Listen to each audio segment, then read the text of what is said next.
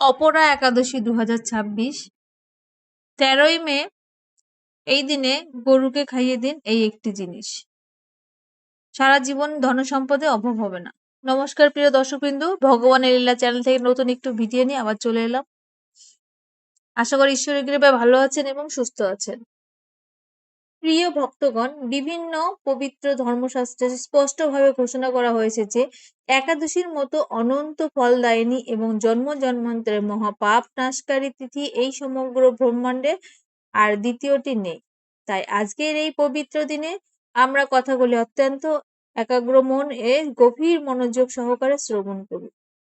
এটি কোনো সাধারণ দিন নয়, বরং জ্যৈষ্ঠ মাসের কৃষ্ণ পক্ষের পরম পবিত্র, দুর্লভ ও অপরিসীম ধনসম্পদ দানকারী অপর একাদশীর মহামূল্যবান সময়।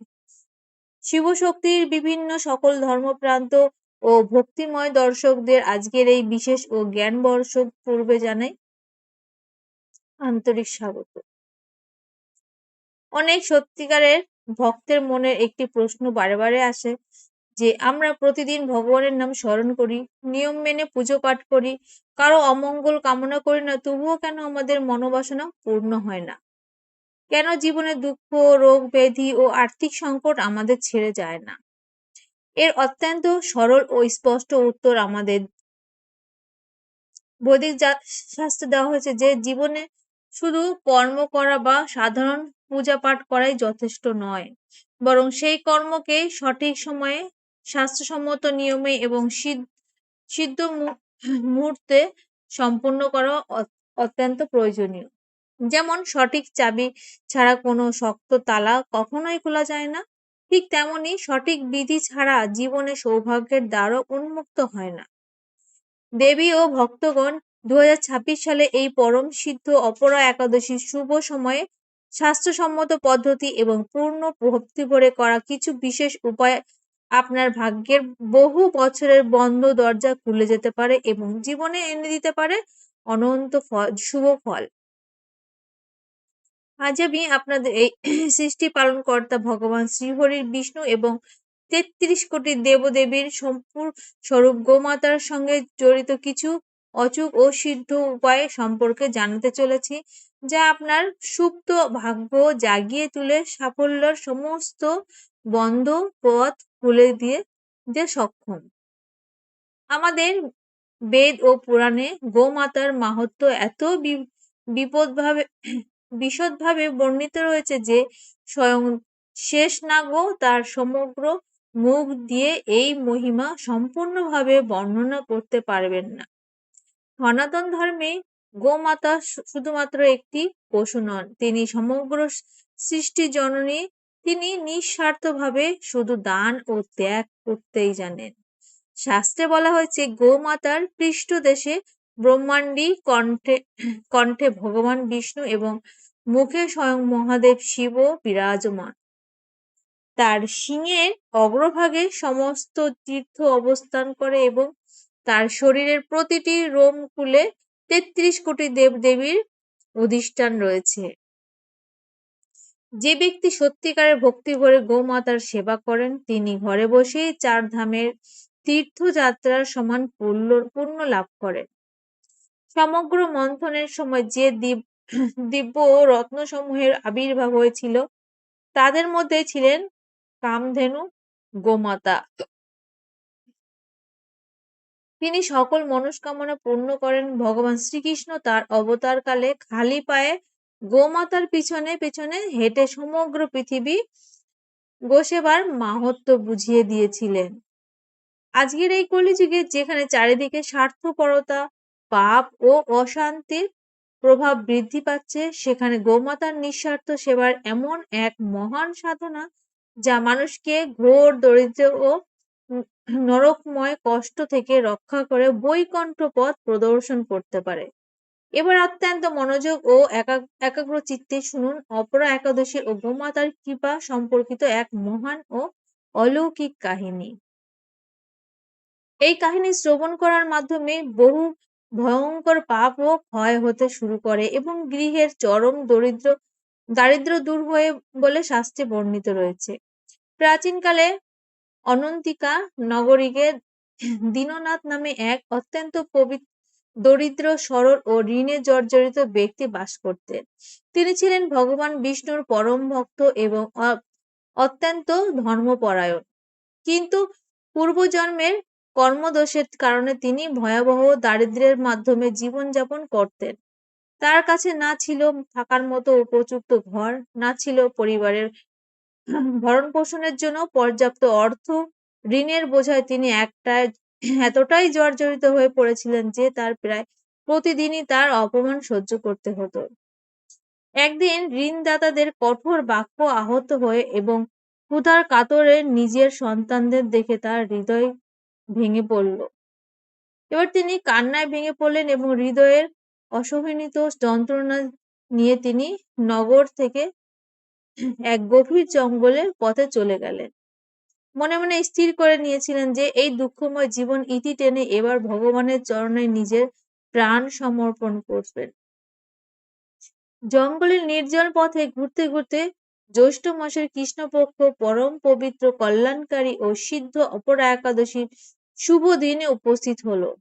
বহুদিন ধরে দেবদত্ত ছিলেন ক্ষুধার্ত ও তৃষ্ণার্ত। শরীর ক্রমশই দুর্বল হয়ে পড়ছিল। চোখে যেন অন্ধকার নেমে আসছিল।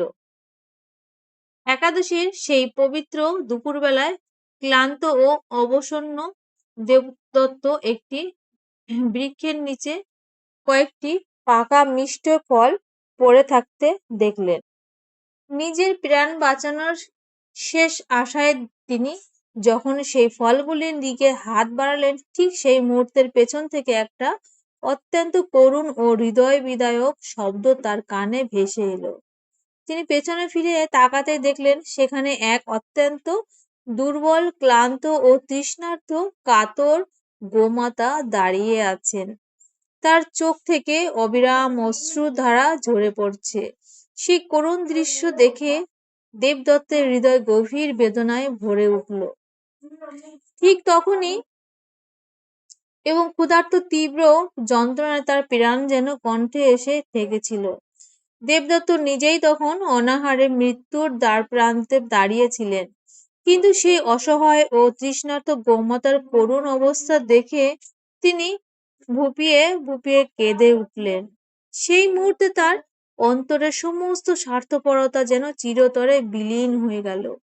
তিনি মনে মনে ভাবলেন, আমার জীবনে তো এমনিতেই দুঃখে পরিপূর্ণ, আমার প্রাণ চলে গেলেও কোনো ক্ষতি নেই, কিন্তু ৩৩ কোটি দেবদেবীর সাক্ষাৎ স্বরূপ এই গোমাতার প্রাণ রক্ষা করা অত্যন্ত জরুরি।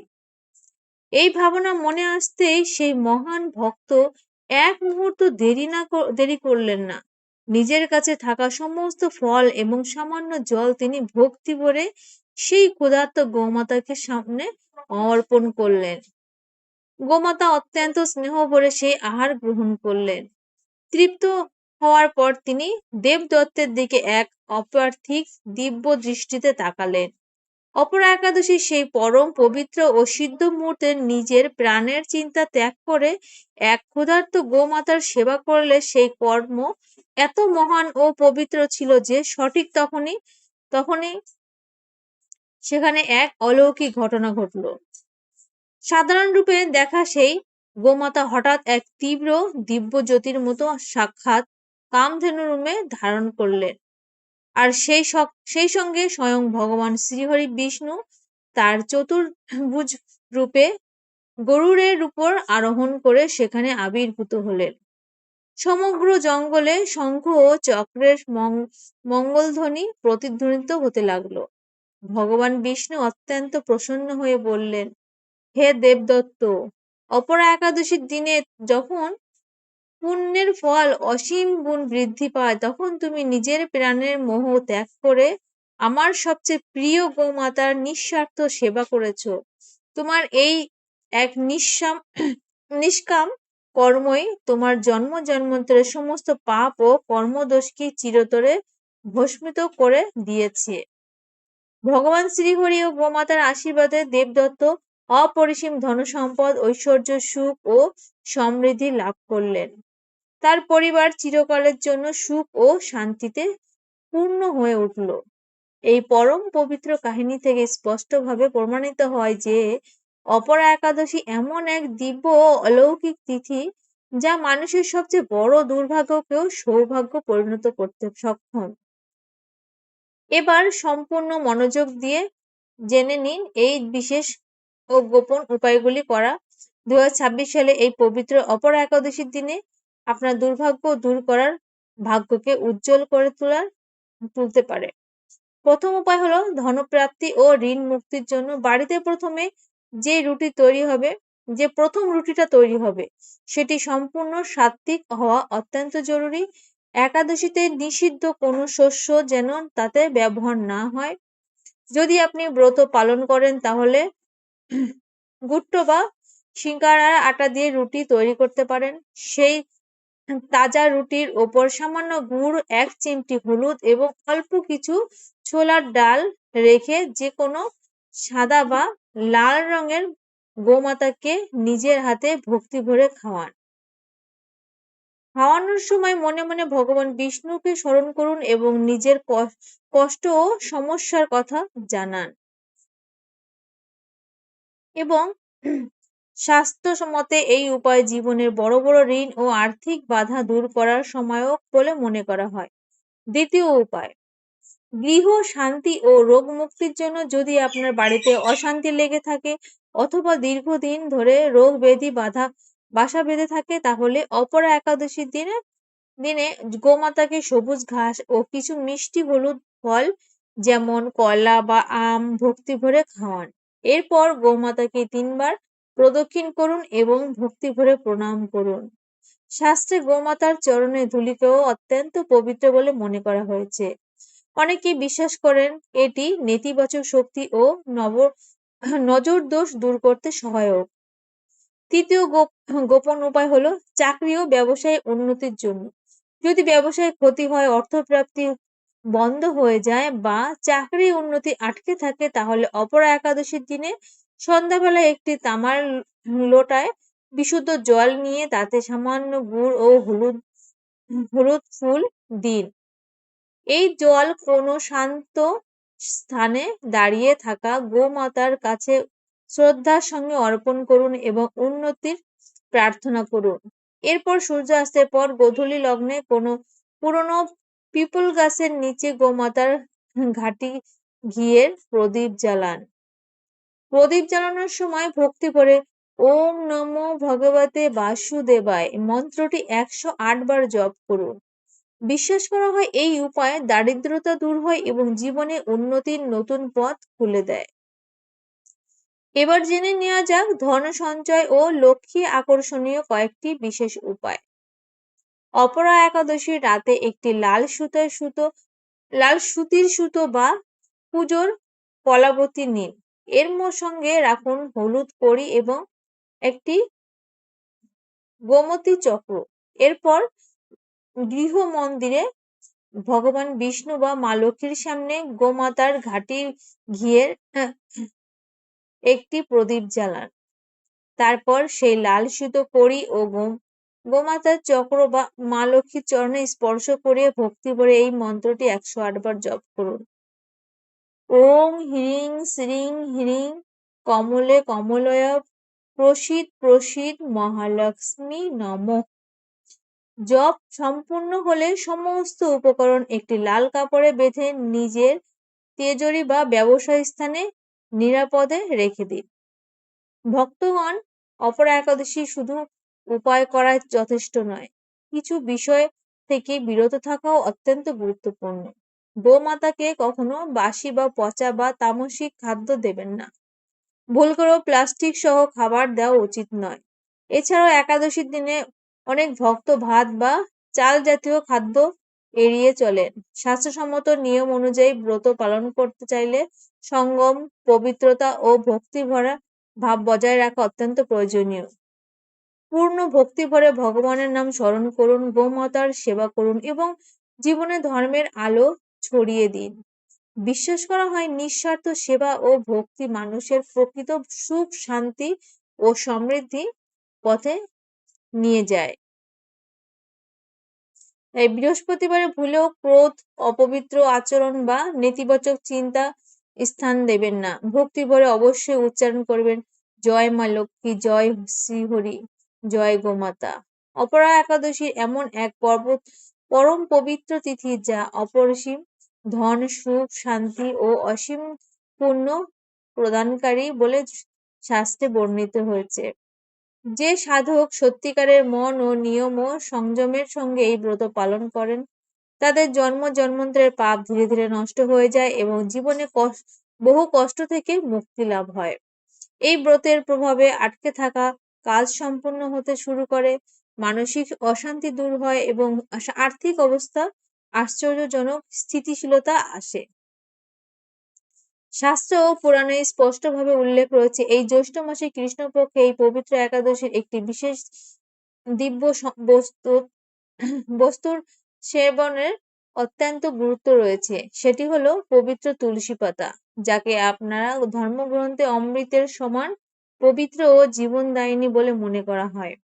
তো ভক্তগণ এই পবিত্র দিনে ভক্তি ভরে এই শাস্ত্রসম্মত নিয়ম ভগবান বিষ্ণু অর্পণ করা তুলসী পাতা প্রসাদ রূপে গ্রহণ করলে ধনবান, ঋণের বোঝা এবং ব্যবসায়িক বাধা ধীরে ধীরে দূর হয়ে শুরু হয় বলে বিশ্বাস করা হয়।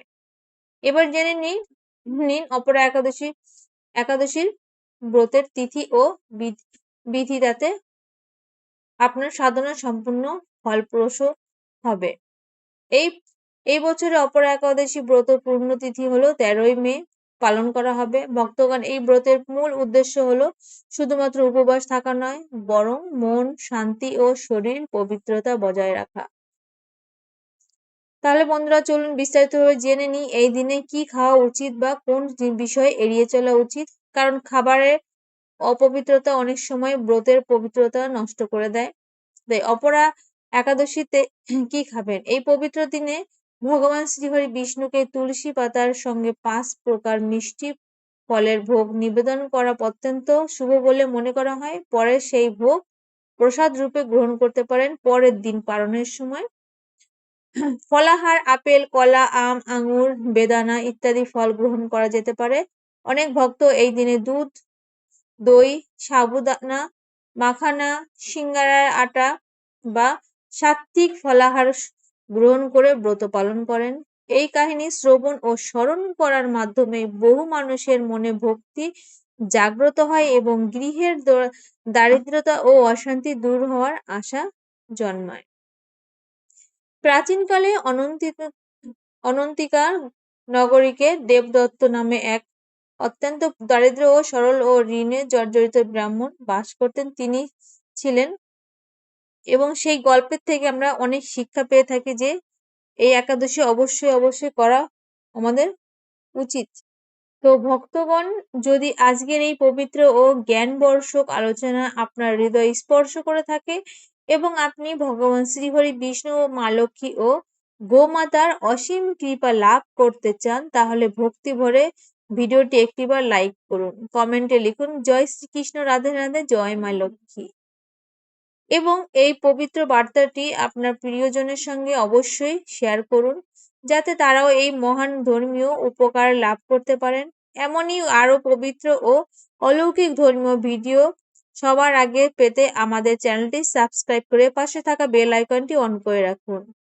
ভগবান শ্রীহরি বিষ্ণু ও মা লক্ষ্মী অসীম কৃপা সর্বদা আপনার ও আপনার পরিবারের উপর বজায় থাকুক।